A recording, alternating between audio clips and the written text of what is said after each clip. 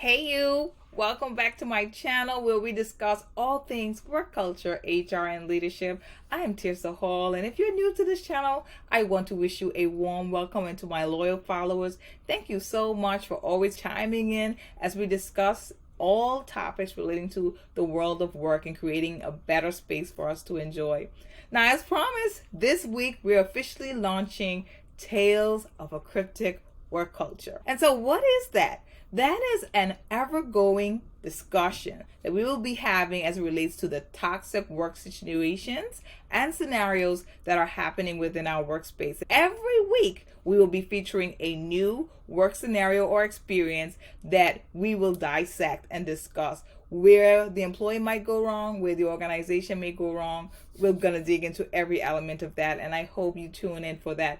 If you haven't already, you need to like and subscribe to this channel because that will give you first dibs on what is happening. You'll know the minute a new tea has happened with relations to the workspace, and you'll be able to get that first before anyone else. So let's jump right on in and talk about our first work scenario. Have you ever heard of the phrase quit talk? Well, quit talk is the newest phenomenon that has come since quiet quitting.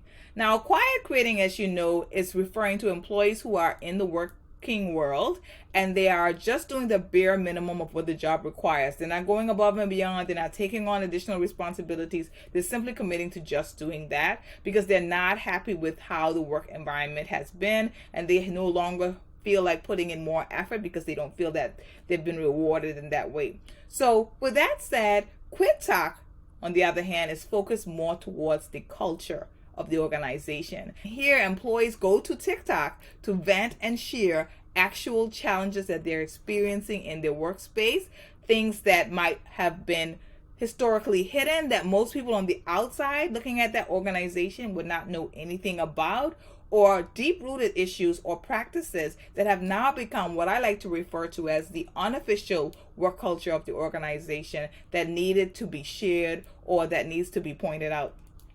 Some employees even go so far as to record their actual conversations with their superiors or with the organization. And so that gives an even greater view, but also a greater impact on the organization's branding. So what is the scenario that we want to talk about today? You ready? Let's get into it. Earlier this year, a TikTok, or should I say a quit talk, was posted by an employee named Amelia working for a company called OTF. And Amelia actually recorded live on TikTok a conversation with her employer who had scheduled a meeting with regard to her employment and the resignation that she had submitted. Now, she had previously submitted this resignation, letting them know that she was going to be working for another company, and she actually shared with them the name of the company that she would be working for. In this surprise meeting, the employer, her superior, proceeds to tell her that they've contacted the employer that she is now planning to work with, and they will be rescinding the offer that they gave to her. Proceeding that, as if that wasn't shocking enough, the employer then proceeds to ask her if she still intends to resign or would she like to cancel her resignation. The employee then asks, "Can I have some time to think about it?" Her superior says, "Absolutely not. There shouldn't be any need for further review or consideration for this." She then responded, "No, thank you. I no longer want to work with the organization."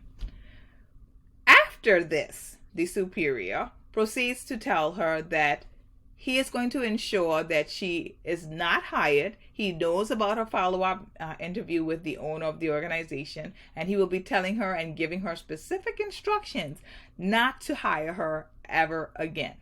After seemingly noticing that the employee Amelia doesn't have much of a reaction to those proposed actions, he then informs her that he will be notifying the companies that she is not releasable from the organization and that she will not be released with respect to her time working with the organization.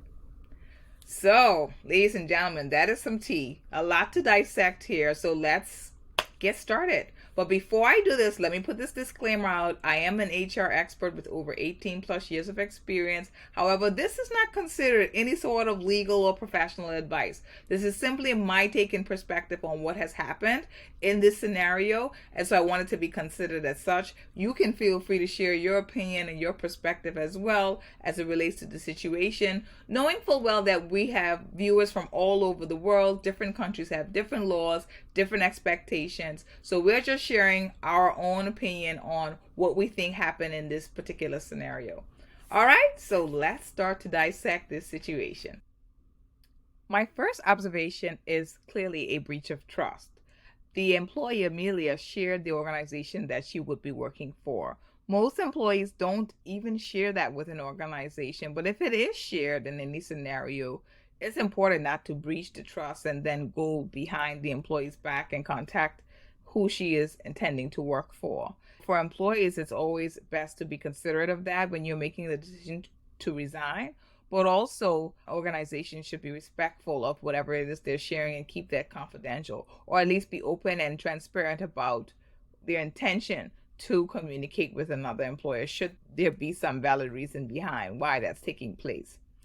The second thing I notice is that the employer proceeds to say to Amelia, do you still want to move forward with your resignation?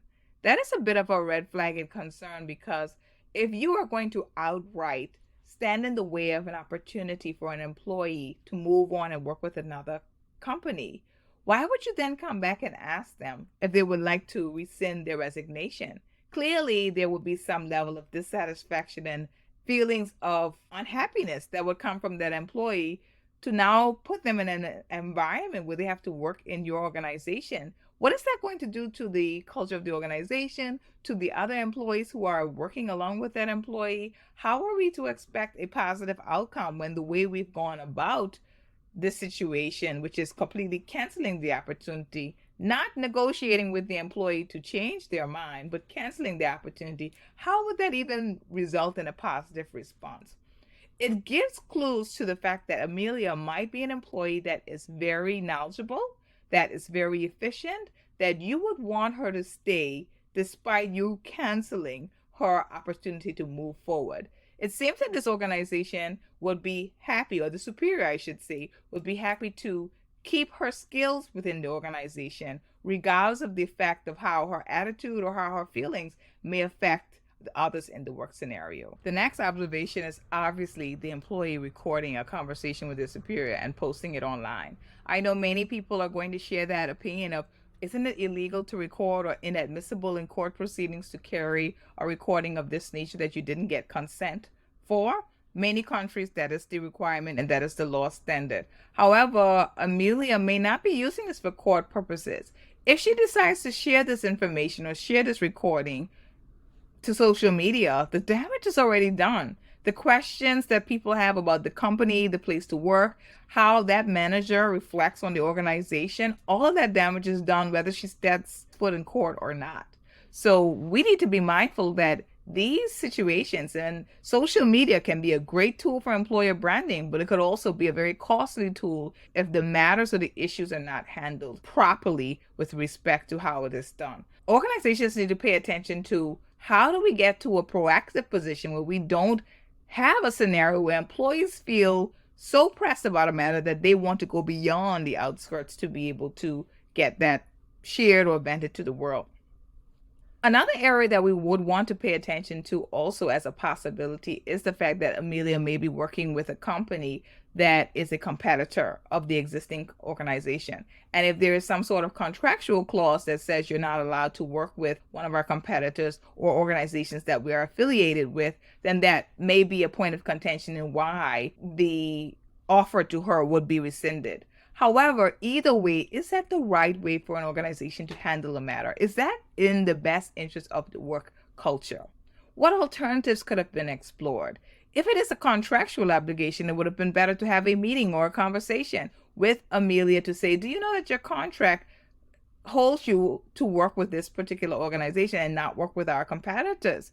Share with me the reason why you feel like you want to move on. Are there opportunities that you're not tapping into here? And then if she is an employee who is very high performing, which we believe she is based on the request for her to cancel her resignation, then how do we make you happy and how do we keep you here within the organization, contributing to us successfully and us doing the same for you? That should have been the approach that the organization took rather than being defensive of the fact that the employee was actually recording. So here are a few tips that I would like to offer HR professionals and organizations who find themselves in a scenario where an employee might be venting on social media or spread something on social media that may not be all the way true or that just might be very glaring and damaging for their reputation. 3 things to consider. First and foremost, always exercise empathy as an initial response, being considerate of the fact that the employee as a human being has a right to feel whatever it is that they feel, even if it is not based on facts or actual situations that have happened. Perception is real is something that I often say, and even if they've misinterpreted what has happened at work, they're still having those feelings, and that should be acknowledged as a responsible employer. The other element of it is that there are other employees watching. They're watching to see how sensitive you are to the feelings of an employee, regardless if the facts have been proven correct or not. So always lead with your initial response being something that shows concern or consideration for that employee and their feelings, while still taking the steps thereafter to clear your organization's name, point out what you feel might need to be brought into the proper context for the situation to be clear to those who might be viewing. The second advice I would give is do not disregard the entire employee event, complaint, or situation just because you notice a few things that are false. I always think accountability should be the first point that organizations focus on when it comes to scenarios such as this. Because although there might be some falsehoods, there are some things within that scenario that organizations can look at and that HR can look at and say, here is something that we could have been more proactive in. Here's something that we should have done to avoid this from happening in the first place.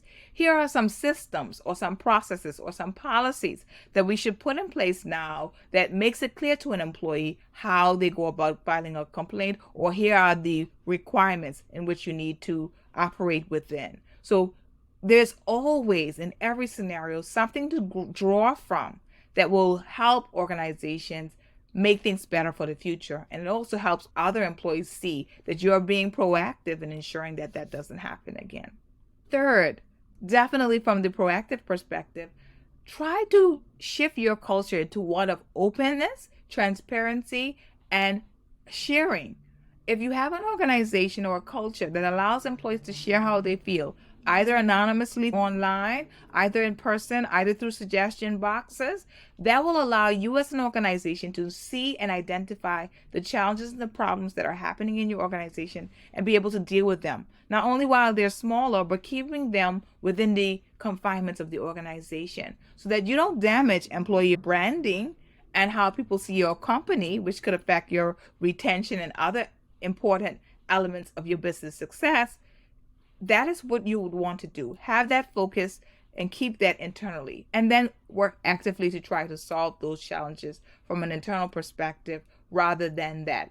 Statistics show that customers and employees who are feeling as if they're not being heard or feel that there is no space to be heard will go to social media, will go to outside options to vent what they're truly feeling. If we can get ahead of that, we are creating a culture that is ensuring that our employees and ourselves are treated in the most fair and equitable manner. So that is it for our sharing today. What did you think about this cryptic culture situation? Who do you think is at fault? The employee, the employer, both? I want to hear from you. Go ahead and write it in the comments and share it with us.